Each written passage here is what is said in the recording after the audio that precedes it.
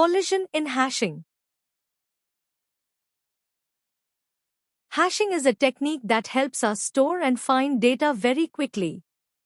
Instead of checking data one by one, hashing uses a calculated index. This index comes from a special formula called a hash function. Hashing is commonly used in databases, dictionaries, and cache systems. Sometimes, two different keys get the same index. When that happens, we face a problem called collision in hashing. Hashing converts a key into a fixed numeric value. This numeric value acts like an address in a table. Because of direct indexing, searching becomes very fast. In ideal conditions, operations take constant time, O1. Hashing improves overall system speed and efficiency. It is widely used in password storage and fast data lookups. A hash table works like an array. Each position in the table is called a slot or a bucket. Data is stored directly at the calculated index. There is no need to shift elements like in normal arrays. The size of the table is fixed. Because of limited size, collisions can occur. A hash function converts a key into a table index. The same key always produces the same index value. A good hash function spreads data evenly across the table.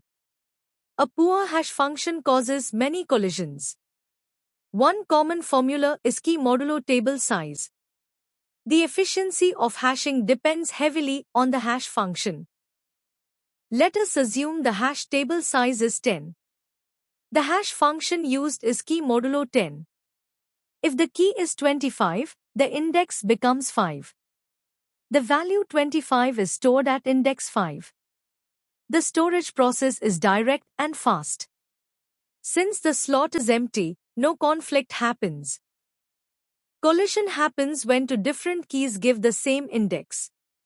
For example, key 25 and key 15 both give index 5.